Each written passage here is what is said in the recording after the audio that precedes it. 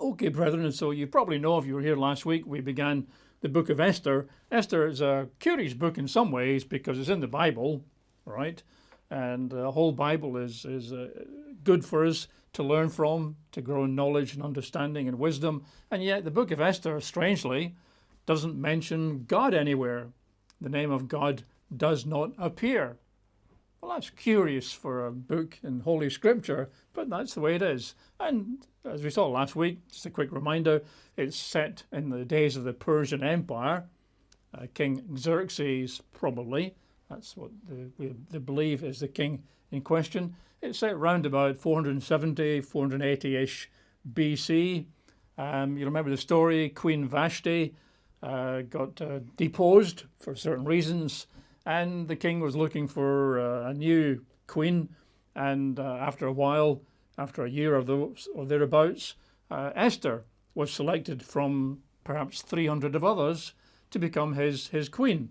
Right? You remember also that Esther, the new queen, has a cousin, I think it is, some poor uncle, bit that type of relationship, who is Mordecai, who sits near the king's gate. So probably a minor role in government.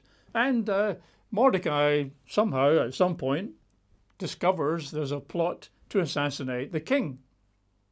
And so he reveals that through certain intermediaries to the king. They check it out. Lo and behold, it's correct. So the two plotters are hanged and or impaled. It's not clear which of the two, but either's not pleasant, right? But strangely, even though that's a great thing to do to protect the king from assassination, they overlook giving any sort of reward to Mordecai. They just forget about it, which plays a major role in the outcome of the Book of Esther. And then you get Haman, boo, hiss, right? Haman's the nasty one, the Agagite. And Haman hates Mordecai because Haman's a very proud man, very important man in the government, and Mordecai doesn't bow and scrape before him. So Haman decides, I'm going to kill Mordecai, and in fact going to kill all of his ilk. All Jews will be killed. A bit disproportionate response, you got to say. An atom bomb to, break open a walnut or something. He's going to kill all the Jews. And he casts lots with his buddies as to when they're going to do this. So they cast the lots, the Purim, Purim, and lo and behold, it lands on the 12th month of the year. So virtually a year in the future, which gives plenty of time for certain other events to come to pass. Right? And when Mordecai finds out that all the Jews are being condemned to die and be destroyed, he asks Esther if she would not mind going before the king and seeking deliverance. And he says to her, perhaps this is why you're here. You're here for this reason at this particular time.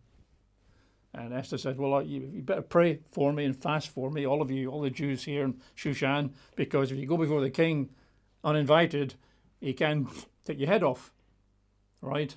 So she goes before the king. He doesn't take her head off. He extends the golden scepter to her. And he says, okay, you can have what you want, my lovely young lass. She's probably only a teenager still at this stage, perhaps 18, 19, something like that. And she says, I'll tell you what, why don't you come to a banquet? You and Haman come to a banquet that I'll do for you. And she organizes a banquet. They go. But for some reason, she doesn't actually say what she wants. The king says, what do you want? Up to half my kingdom. So I'll tell you what, come back again tomorrow and I'll tell you then. So for some reason, she sort of chickens out, or something in her mind just tells her to delay this, postpone this for another day. And that's the giveaway in the Book of Esther is you get so many unusual coincidences, things that just happen. So although God's not named anywhere and there's no prophet around, things just happen. Esther has just happened to become queen of Persia, right next to the king, right? It just so happens that when the Purim are cast, it doesn't fall a month later, which would have been pretty tricky, but it falls 12 months in the future for the destruction of the Jewish people. Gives plenty of time for events to come. It just so happens that Mordecai overhears about a plot to kill the king. It just so happens that they forget to reward him. Just happens. Just coincidences that sort of stack up. One coincidence is it's just one of those things. When you get 2 or 3 or 4 or 5 or 6 or 10 or 12, you're thinking, hang on, there's something happening here, which I think is the case. God is out of sight. He's the hidden God, but he's moving his pieces and pawns around to deliver his people. So that's where we got to last week. So let's start where we left off, which is Esther, chapter 6.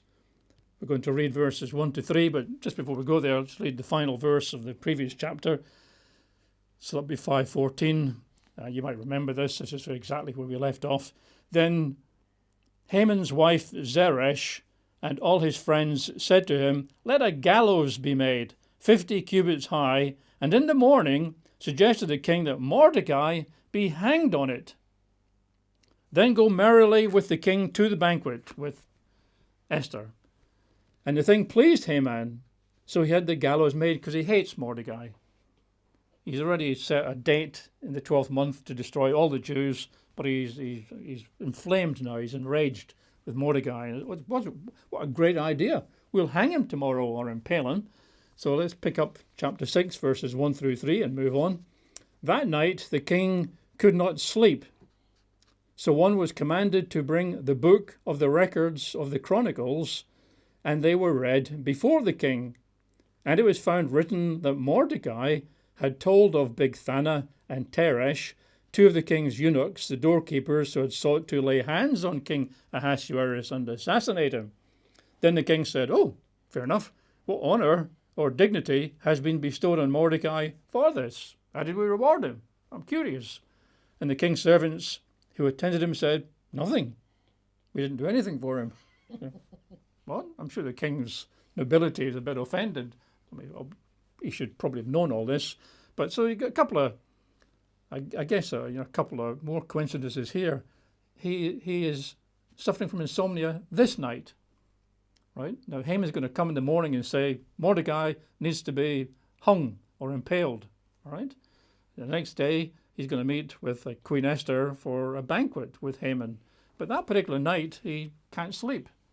What will cause that? Gabriel poking him in the stomach, but he can't sleep anyway, and so I can't sleep, I'm going to get up. So then he calls for something to distract him. Well, that could be music. Perhaps a small group of musicians come and play the harp, the violin, or whatever they had in those days. Not the bagpipes, I suppose, not if you can't sleep properly. Or he might have called for a court juggler to come along and do some clever, work. But instead he says, "I'll tell you what, bring the Book of the Chronicles to me." And there's probably several scrolls of the Chronicles. It just so happens that one scroll is brought which contains the story of Mordecai. It's probably quite a long scroll, I imagine. He might have come in long before Mordecai or after those events, but it just so happens that the king hears the story of Mordecai, who had just happened not to be rewarded at the time. And here the king's, insomniac, can't sleep, and hears that, oh, Mordecai, I remember that. I do remember that now. What did we do for him? How did we reward him? The answer is, we didn't. Well, that can't be right. Right, so moving on. So the king said, "Who is in the court?"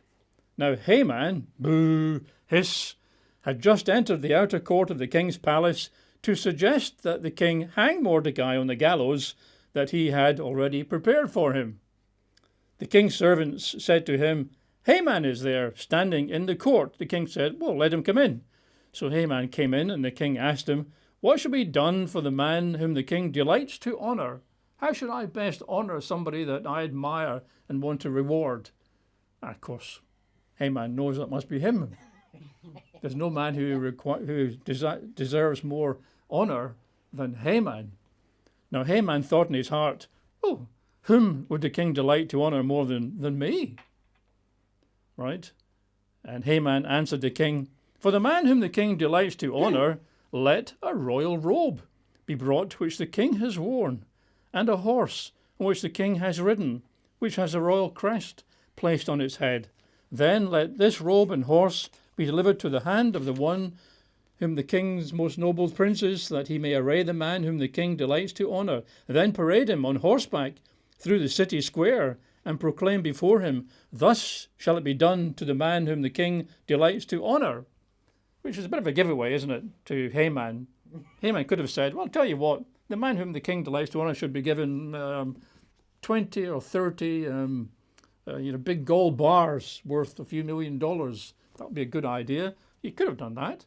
But Haman looks for praise. He's vain. He's super proud. All he wants is people applauding and shouting, hail, hail, hail, oh great Haman. Right? So that's a complete giveaway. If I was in his place, I would have said, oh, gold bullion, please, or diamonds and jewellery or something like that. Right? But he just wants people to look at him, to admire him. Oh, what a great man that is, right? It's an example of, in Scripture, I'm not going to turn there, but in Proverbs 16:18, you might recognise it. Pride goes before destruction, and a haughty spirit before a fall. You read any of the stories in the Bible, you'll see often how examples and illustrations come of things in Proverbs and so on. He's going to take a mighty fall in a moment or two. Then the king said to Haman, verse 10, hurry then, take the robe and the horse, as you suggested, and do so for Mordecai the Jew, who sits within the king's gate. Leave nothing undone of all that you have spoken. I'd love to be a fly in the wall, because I'm sure Haman's stomach just dropped, several stories instantaneously. So Haman took the robe, and this would not be with a smile, of course. Haman took the robe and the horse, arrayed Mordecai, and led him on horseback through the city square, and Haman had to proclaim before him, thus shall it be done to the man whom the king delights to honour. What an appalling humiliation, right? It's public. And I think people know that Haman hates Mordecai. Some of his buddies have said that. And of course, his family know that. That's why they said, build a gallows and hang the blighter on, right? Afterward, Mordecai went back to the king's gate, but Haman hurried to his house mourning and with his head covered, humiliated, disgraced publicly. Bad enough it was done just privately, but he's got to take him round the square. All the people are there shouting and stamping their feet and shouting, hallelujah, hail to you, O Mr. Mordecai, great man that the king loves, and all the rest of it. And the guy in front of him pulling the horse along is Haman, who's spitting and furious, and right, his world is ended. Verse 13, when Haman told his wife Zeresh and all his friends everything that had happened to him, his wise men and his wife Zeresh said to him, if Mordecai, before whom you have begun to fall, is of Jewish descent, you will not prevail against him, but will surely fall before him. They're convinced he's going to have his chips. His time is up. Haman, you picked the wrong one there, buddy boy. I think your goose is cooked. And of course, his goose actually is cooked, as we'll find out in the next chapter. While they were still talking with him, and he's still obviously minds all over the shop, the king's eunuchs came and hastened to bring Haman to the banquet which Esther had prepared. Remember, there's been a day's delay. She got to see the king. She's supposed to be asking the king to deliver her and the Jewish people from the destruction that Haman has plotted and planned. But unusually, although they're there together, she doesn't ask the king for anything other than, please, O king, come back tomorrow. When you come back tomorrow, I'll tell you what I desire. And in that gap, that surprising, unexplained gap of time, this incident has happened where the king's found out how good Mordecai was to him. He's now honoured Mordecai and raised Mordecai up to the highest level of people admiring him and applauding him. Right? So the king's thinking, great man, Mordecai, I'm glad I was able to reward him. Right? And in that gap of time, Haman's found out that he's in serious trouble. And now, one day later, he's going to find out he's in even more trouble. So let's pick up the story and read verses 1 through 4. So the king and Haman went to dine with Queen Esther, and on the second day, at the banquet of wine, The king again said to Esther, "What is your petition, Queen Esther? It shall be granted you. What is your request up to half the kingdom? It shall be done." She's in a really good mood. She's obviously a very beautiful young woman, like I say, perhaps still just 18 or 19, whatever. She's his queen. She's the best looking of the entire empire, right? And he wants to sort of demonstrate his affection. Anything you want, up to half the kingdom, right? Verse 3, then Queen Esther answered and said, "If I have found favor in your sight, O king, and if it pleases the king, let my life be given to me at my petition, and my people at my request. For we have been sold, my people and I, to be destroyed, to be killed, and to be annihilated. Had we been sold as male and female slaves, I would have held my tongue, although the enemy could never compensate for the king's loss. So, I want my life. I want the lives of my people." King Ahasuerus said to the queen, Who would do this? Who is he? Where is he? Who would dare presume in his heart to do such a thing? Kill my wife? Who's planning to kill my wife? Who is this person? Where is this person? You can see he's starting to get a bit riled up. Anybody, I mean, a lot of things he would probably tolerate, but you're going to kill my wife? My little 18, 19-year-old beautiful wife? You're going to kill her? And her family? What's going on here? Who is this person? Tell me. Verse 6, and Esther said, "The adversary and enemy is this wicked Haman," who's sitting there, a glass of wine and eating a few tidbits. So Haman was terrified before the king and queen. Of course he's terrified, right? Because the king's probably already, you can see, he's not a happy man, not a happy bunny any longer. And of course, Haman didn't know that Esther was Jewish. It was news to him, something hidden. The name Esther in Hebrew root implies something hidden, and she's been hidden. Now Haman finds out, this doesn't look good. The queen is Jewish. Oh. And the king thinks I'm planning to kill her, which technically I guess I was, right? It's not going to end well, is it? He knows his goose is now cooked for the second time. So let's read verses 7 through 8. Then the king arose in his wrath from the banquet of wine and went into the palace gardens, probably take a breather, breathe slowly 100 times before we go back in there. What did I just hear in there? What's Haman up to? So he charges off into the gardens, a few deep breaths and so on to control himself. But Haman stood before Queen Esther, pleading for his life, for he saw that evil was determined against him by the king. Obvious. No king's going to allow his wife to be killed by anybody in his court, right? So Haman can see straight away, I'm done for.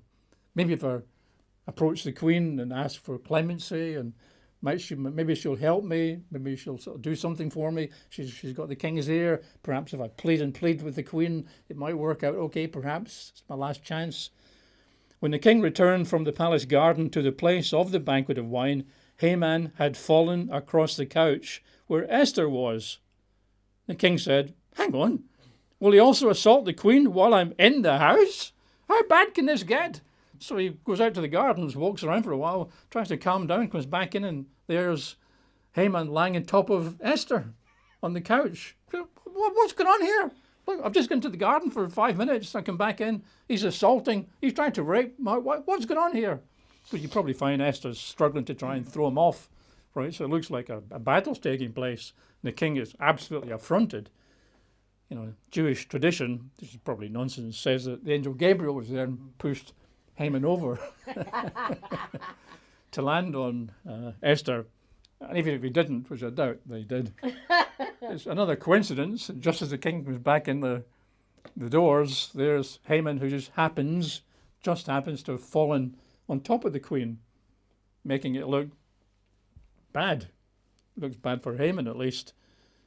Carrying on. As the word left the king's mouth, they covered Haman's face. Which I guess is what they did in those days when you're clearly being condemned to death. They put cover over your head.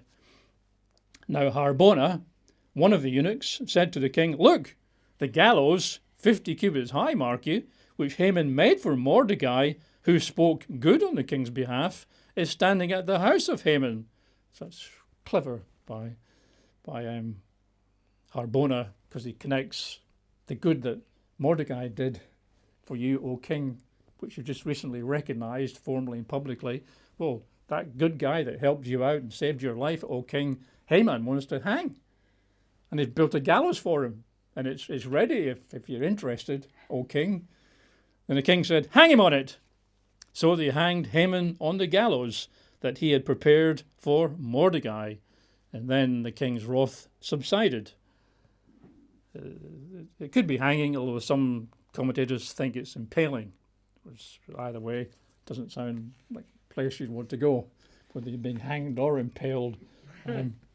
But that's a good illustration of another biblical principle. We'll just take a slight detour to a couple of other places, because that's an example of don't dig pits for other people, because you might fall into them. And Haman is a perfect example of that.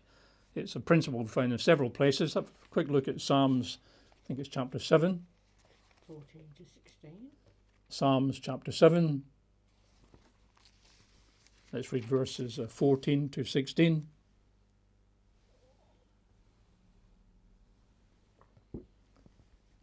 Behold, the wicked brings forth iniquity. Yes, he conceives trouble and brings forth falsehood. He made a pit and dug it out, and has fallen into the ditch which he made. His trouble shall return upon his own head, and his violent dealing shall come down on his own crown. So the impression there is, if you start doing evil things, it'll come back and bite you in the bottom. Right? If you dig a pit, you'll fall into it. Right? I mean, nowadays, I think Warren slang used to talk about karma. If you do bad things, karma will come and get you. If you do good things, karma will perhaps come your way as well. You'll get some benefits from it. And that's modern language talking of karma. But this is more biblical. You make a pit to trap somebody, for somebody to fall into, and lo and behold, you end up in it. Which, of course, you could say, well, it's just fair. Serves you right. All right? You do bad unto others, bad comes to you. Let's turn to Proverbs 26 and verse 27. Says pretty much the same thing. Proverbs 26 and verse 27. Whoever digs a pit will fall into it, and he who rolls a stone will have it roll back on him. That's just a principle. It's a good lesson. We shouldn't try and do evil for others, get others into trouble, because at least the basic principle is if you try and do that, very often it's going to come round and get you. So don't do it. Of course, Haman did do it. I mean, to be fair, Haman didn't have access to the scriptures, but he's a good illustration of that principle. Haman set out to do harm to Mordecai, and Haman ended up on the gallows that he'd built for Mordecai. So you're trying to do evil. I mean, the whole idea that he's an issue with Mordecai, because Mordecai's not going to bow and scrape to him, but Haman decides on that basis, I'm going to kill, 2 million Jews?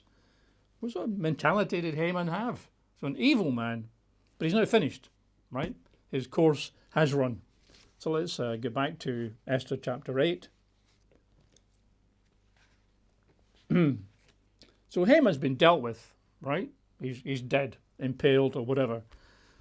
But the law that all the Jews are to be destroyed on the 12th month of the year is still there, right? And because it's been sent out to all the empire, all the cities and towns know that. It's been proclaimed, it's official, and as you know, the law of the Medes and Persians cannot be changed. That's one of the curiosities of it, which I suppose at times might be problematic, right? Because, I mean, it's probably a good idea in some ways. It makes you think twice before you issue a law, because if you know that the law cannot be changed, the law of the Medes and Persians, then you're going to be slow and cautious to make a law, because you can't then change it 6 or 9 months later when the new administration comes in. That's not how the law of the Medes and Persians worked. So the law's out there that all the Jews are to be slaughtered in the 12th month. Haman's gone, but the law's still there, and you have to follow the law. So now what do we do? So let's read verses 1 to 17 of chapter 8. On that day, King Ahasuerus gave Queen Esther the house of Haman, the enemy of the Jews. And Mordecai came before the king, for Esther had told how he was related to her, something else that wasn't known.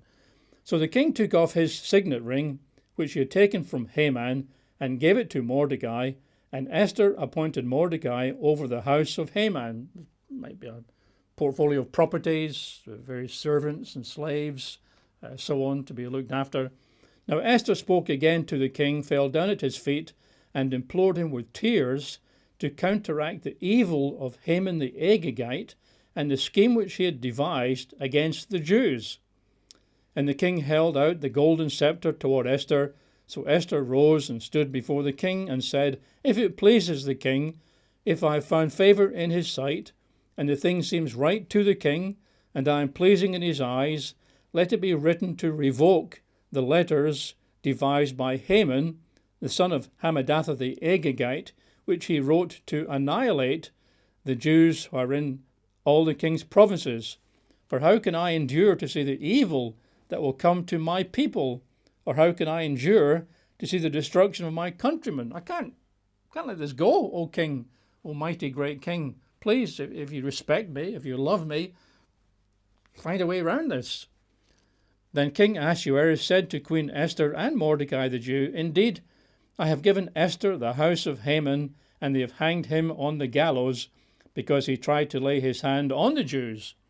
You yourselves write a decree concerning the Jews, as you please, in the king's name, seal it with the king's signet ring, for whatever is written in the king's name and sealed with the king's signet ring, no one can revoke. So you can't actually rescind the first law, because law of the Medes and Persians, you can't change it. Right? You have to find some way against that. So what they're going to do is issue another letter, sort of conferring authority on the Jews to defend themselves. Right? So the first thing is still there, but now there's another law comes out which allows them to exercise self-defense. Right? It's a bit like, you may remember the story of Daniel in the lion's den. Darius issued a law saying anybody that worships anybody other than me is going to go into the lion's den, having been tricked and duped, by his advisors. And suddenly he discovers that Daniel's at risk because Daniel continued to pray. And so the advisors say, he's got to go to the lion's den, O King Darius. And Darius tries all day long to find a loophole, but he can't. The law of the Medes and Persians cannot be changed, can't be revoked. So he has to put Daniel into the lion's den, right? But of course the king is upset with himself for being duped so easily. But the next day, when Daniel survives his visit to the lion's den and is released, of course the king remembers who actually did this. And he gets all the guys, the advisors and their families, and throws them all into the lion's den, where they're all chewed up in a hurry by the hungry lions. That's the law of the Medes and Persians. But this is a way to counter it. You have a law that contradicts it, right? And hopefully one's stronger than the other. Then we get to verse 9. So he wants them to issue another law. Verse 9, I believe, is the longest verse in the Bible. If you're interested in trivia like that, biblical trivia for a competition you might get into. What's the longest verse in the Bible? Oh, that'll be Esther 8, verse 9. So I get 5 points. Shortest verse is typically John 11:35. Jesus wept. It's the shortest verse in the English Bible. There's a shorter verse in the Greek, but that doesn't bother us because most of us don't read Greek. So John 11:35, shortest verse in the English Bible, and Esther 8:9, the longest verse. So let's read that. So the king's scribes were called at that time in the 3rd month, which is the month of Sivan, on the 23rd day, and it was written according to all that Mordecai commanded to the Jews, satraps, governors, princes of the provinces, from India to Ethiopia, 127 provinces in all, to every province in its own script, to every people in their own language, and to the Jews in their own script and language. Big empire, India to Ethiopia. That's huge. Towns and cities will be hundreds and thousands of miles apart. So you've got to get notice to all of these places in their language, in Indian and Ethiopian and Persian and so on and so forth, as opposed to the the Jews, whatever language they were using at the time, possibly Hebrew or Aramaic. And he wrote in the name of King Ahasuerus, sealed it with the king's signet ring, sent letters by couriers on horseback, riding on royal horses, bred from swift steeds. You didn't have TV in those days, didn't have telephones. If you're going to send instructions out, it's got to go to every town, every village, every hamlet, every city by horsemen. So you write hundreds of copies, or maybe thousands of copies, I don't know, and you send them off by hundreds and hundreds of horses who carry from village to village and town to town and distribute them to the chiefs of each town or village. By these letters, the king permitted the Jews who were in every city to gather together and protect their lives, to destroy, kill, and annihilate all the forces of any people or province that would assault them, both little children and women, and to plunder their possessions on one day in all the provinces of King Ahasuerus on the 13th day of the 12th month, which is the month of Adar. So the permission is, the law is, anybody that attacks you, anybody that assaults you, which is what the plan was, you can fight back.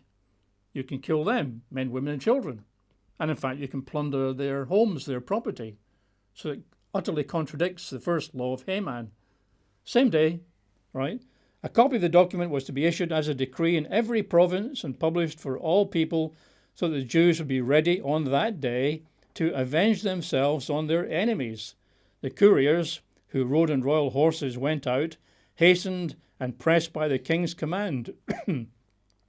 And the decree was issued also in Shushan, the citadel.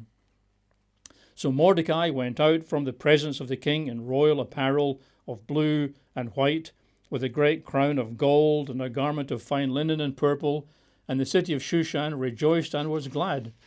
The Jews had light and gladness, joy and honour, and in every province and city, wherever the king's command and decree came, the Jews had joy and gladness, a feast and a holiday. Then many of the people of the land became Jews, because fear of the Jews fell upon them. So up to this point in time, the Jews were in trepidation, because the command was there. The law of Medes and Persians can't be changed. On the 13th of the 12th month, you're all going to be killed. And because they were just ordinary people, carpenters and farmers and milkmen and shepherds and so on, what's the chance of fighting against, the strength of the Persian Empire, which might include, soldiers and military and chariots and so on? They're going to be defeated. They're going to be, destroyed. But now they're told, no, you can gather together and you can fight anybody that assaults you. I mean, don't go out and look for them, but anybody who assaults you, you can take them out and even plunder their property. Oh, fantastic. So now they've got a escape route. Now it's going to work out well for them. So they're really happy and delighted. So let's read verses 1 through 10 of chapter 9. Now in the 12th month, that is the month of Adar, on the 13th day, that's the set time, the time came for the king's command and his decree to be executed. On the day that the enemies of the Jews had hoped to overpower them, the opposite occurred, in that the Jews themselves overpowered those who hated them. The Jews gathered together in their cities throughout all the provinces of King Ahasuerus to lay hands on those who sought their harm, and no one could withstand them, because fear of them fell upon all people.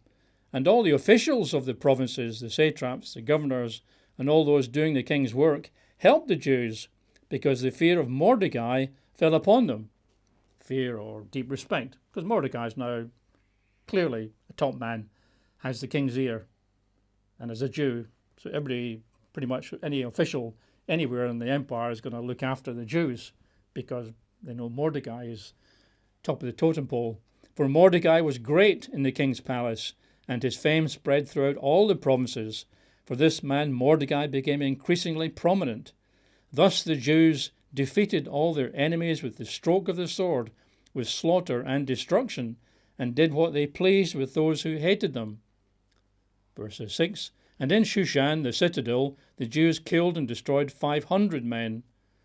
Also Parshandatha, Dalphon, Aspatha, Poratha, Adalia, Aridatha, Parmashta, Arisai, Aridai, and Vajesatha, the 10 sons of Haman, the son of Hamadatha, the enemy of the Jews, they killed, but they did not lay a hand on the plunder. So they killed 500 in the main city, Shushan. Among them were the 10 sons of Haman. Of course, the sons of Haman were of a mind with Haman, part of the Haman family, who recommended killing Mordecai on the gallows. So fair enough, they got their comeuppance. On that day, the number of those who were killed in Shushan, the citadel, was brought to the king. And the king said to Queen Esther, "The Jews have killed and destroyed 500 men in Shushan, the citadel, and the 10 sons of Haman. What have they done in the rest of the king's provinces? Now what's your petition? It shall be granted you. What's your further request? It shall be done." So he's still, very much on speaking on behalf of Esther. "If it pleases the king, let it be granted to the Jews who are in Shushan to do again tomorrow according to today's decree. Let Haman's 10 sons be hanged on the gallows." So the king commanded this to be done. The decree was issued in Shushan, and they hanged Haman's 10 sons. Well, they're already dead. So I think this just means they were hanging. So you can see what happens to the enemies of the Jews. Or maybe they were impaled. Either way, it's not pleasant, right?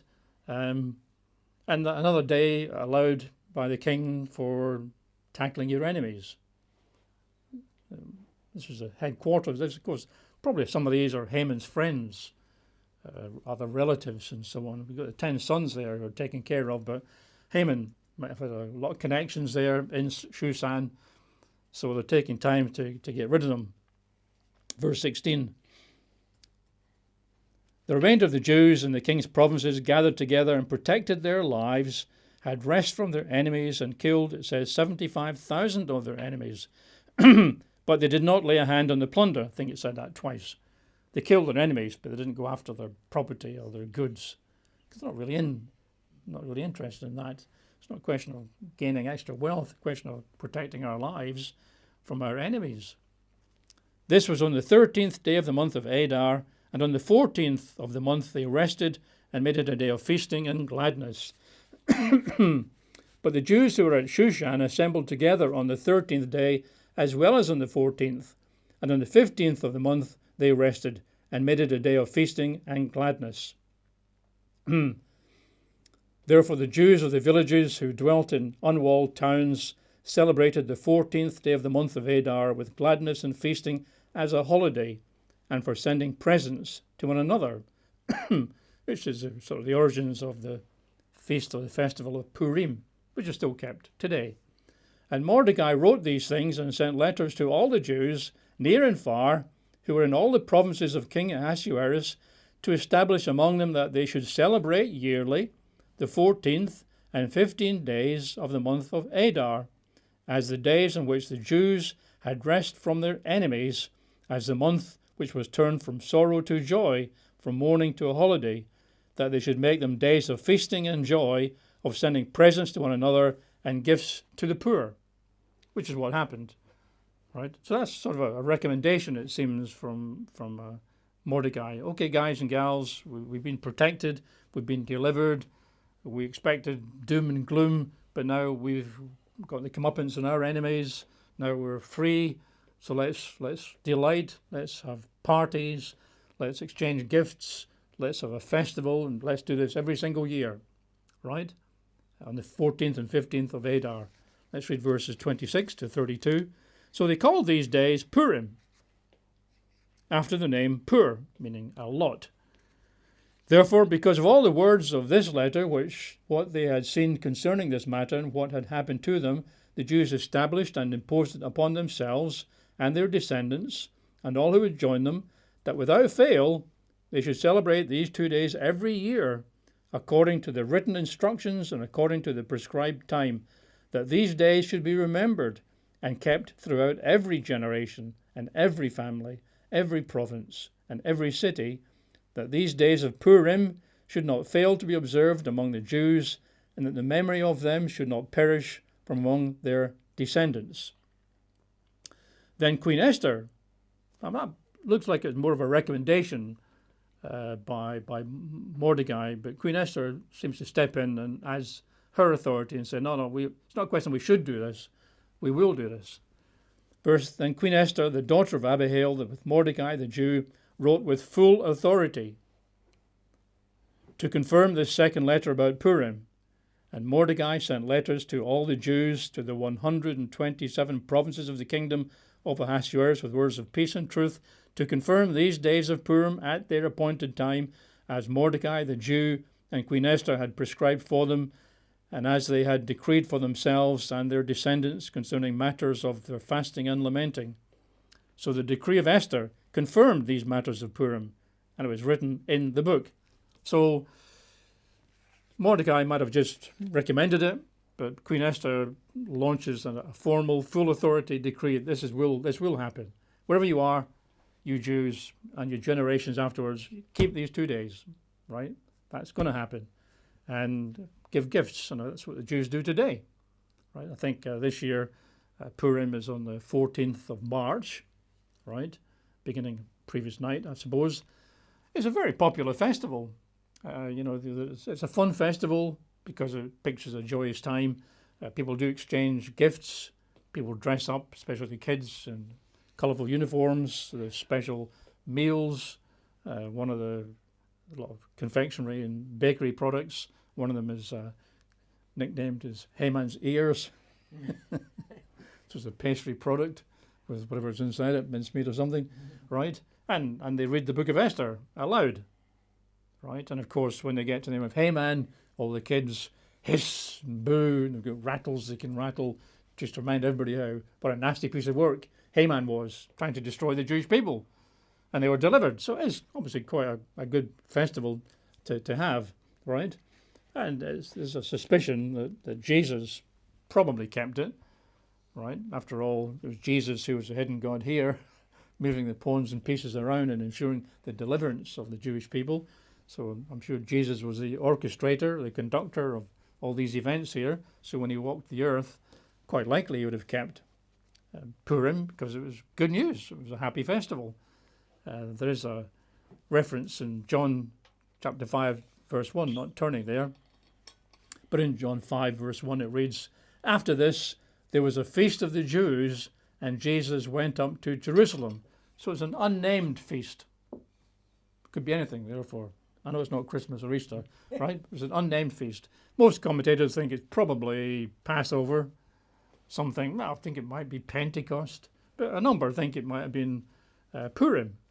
Just because if you look at the chronology of the Gospels and whereabouts of that particular feast there most likely have happened, and the answer is it's possible. There's no way anybody can say for sure, but it's possible, might even be probable, that Jesus was up in Jerusalem at the festival of Purim. Why not, right? Because it's not a holy festival, or it's not a time when you stop working and all gather at the synagogue necessarily, or the temple. It's a festival that is a memorial of a great event in the history of the people. I guess in America you might have Independence Day perhaps. It's an important day, right? It commemorates something that's important. It's a national festival. And Purim was a bit like that. So let's conclude the narrative. Esther chapter 10. I think we'll read verses 1 through 3, which is the last of the book anyway. So I'm not going to chapter 11, you'll notice. So chapter 10, verses 1 through 3. "And King Ahasuerus imposed tribute on the land and on the islands of the sea."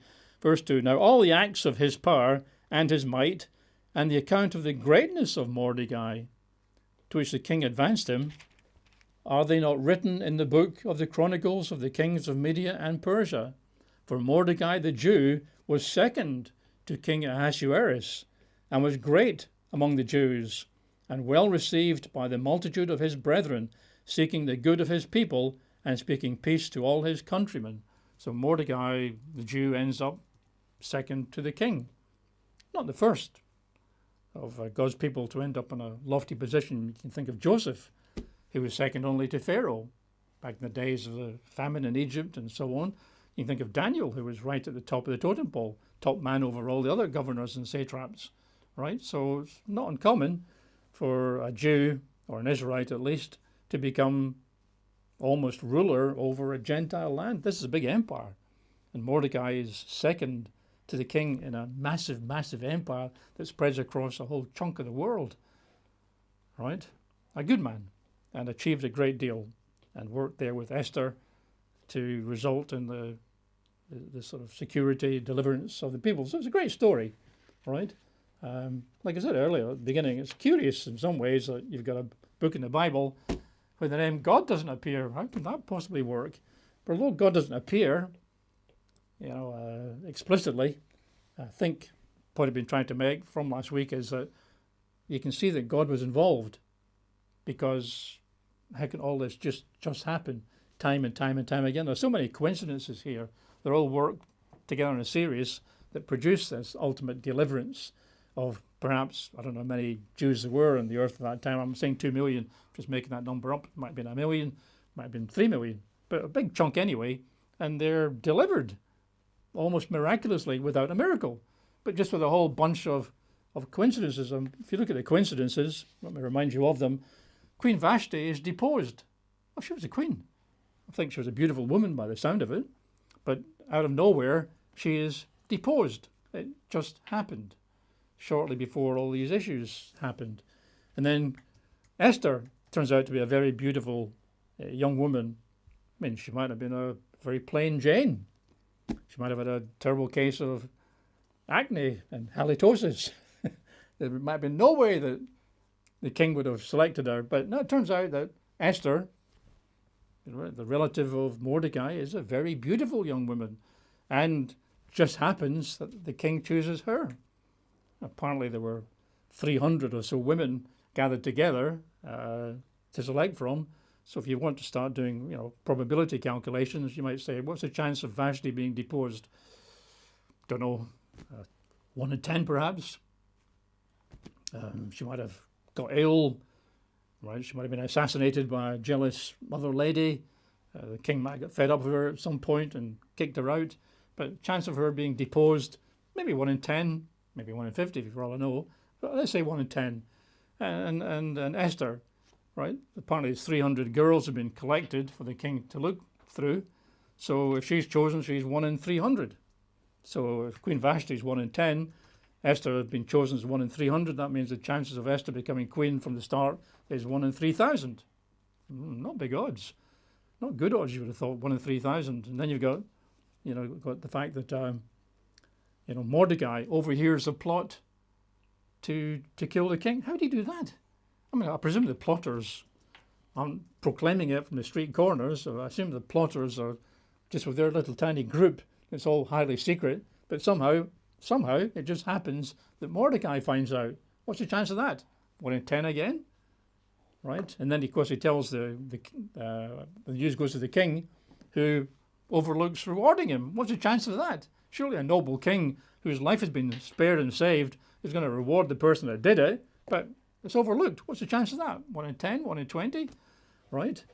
And then you've got Haman's lots. He's decided he's going to wipe out all the Jews. And he throws his dice, whatever it is. And what's the chance of it falling in the 12th month of the year? Not soon after, where the time's constrained, but a very long period that a lot can happen in. Well, there's 12 months in a year, I guess, average annual year. So that'd be 1 chance in 12 of landing on the 12th month of the year. Right? Then, of course, Esther is encouraged to go to the king, and she goes and he accepts her, albeit uninvited, holds out the golden scepter. Well, Esther knew that she was taking her life in her hands, right? She knew that if the king didn't like what she was doing by coming uninvited to him, he could have her taken care of, right? I mean, don't think he would have done. And of course, we know he didn't. He holds the golden scepter out for her, but there's a chance that wouldn't happen. So maybe a 1 in 10 chance there that she might not survive. And then, of course, she organises the banquet, and she decides to postpone asking the specific question until the day later. Just happens. Another coincidence. And then that night that follows, the king has insomnia. What's the chances? 1 in 10 again? And what's the chances he's going to ask for the Chronicles to be read to him? And what's the chances it's the Mordecai passages that get read out to him and he discovers that we didn't do anything? Oh, that's ridiculous. We should honour this man, right? Too many just things that just happen, right? And, then of course, Haman describes what honour should be given to the man that pleases the king. And it turns out Mordecai. Oh, my word. That's unfortunate. That's, And then, of course, when Haman and the king go to the queen's banquet on the second night, and she says, "This is what I want, O king. Please, I'm in danger. I'm going to be killed. And my people, by that guy there, Haman, right?" So the king storms out. But that helps, doesn't it? Just happens. The king storms out. When he comes back in, it just happens that Haman's fallen on top of, Queen Esther, who's probably pushing and shoving at him to get off her, right? And of course the king, "What's going on here? I can't believe this. I've just turned my back for 5 minutes and he's assaulting. Is he trying to rape my wife? What's going on here?" Right? So Haman's goose was cooked several times through there, right? There's just too many coincidences for it just to be a coincidence, right? God was hidden, you could say here. He's not named anywhere, but I think you can see from all the coincidences and things that just happened right, that God's hand was there. And I think that's potentially a lesson, for us. I did some mathematics, pretty hopeless, I'm sure, but I did try and work out probabilities of this all happening by coincidence. 1 chance in 10 that Vashti would be deposed, 1 chance in 300 that Esther might be chosen as the queen, 1 chance in 10 that Mordecai finds out about the plot to assassinate, 1 chance in 10 that his reward is overlooked, 1 chance in 12 that Purim lands on the furthest possible date, 12th month of the year, 1 chance in 10 the king has insomnia, 1 chance in 10 that he calls for the Chronicles, 1 chance in 2 that Esther can approach without having her head chopped off, and so on and so forth. And that's all pretty rubbishy. But if you do that, it means that for this to be all an accident, it's 1 chance in 720 million. And that's conservative. The odds are it's more like 1 chance in a billion that all of that just happens. It doesn't just happen. God was there, hidden behind the scenes and orchestrating it all. And I think the lesson for us, the takeaway for us, is that although you and I may not see God's hand explicitly and very visibly in our lives, God might well be working behind the scenes in your life and my life, and we can see that by some of the unusual events that take place, things that we might just think, "Oh, that's a bit of a coincidence, that happening." Well, are we sure it was just a coincidence, or are these, this the evidence of God's hand in our lives? God can be behind the scenes many different ways, bringing deliverance to you and me, bringing salvation to us. So God may be hidden, but I think we can see his handiwork if we have eyes to see. I think that's the lesson of the Book of Esther. And with that, we'll conclude today's Bible study.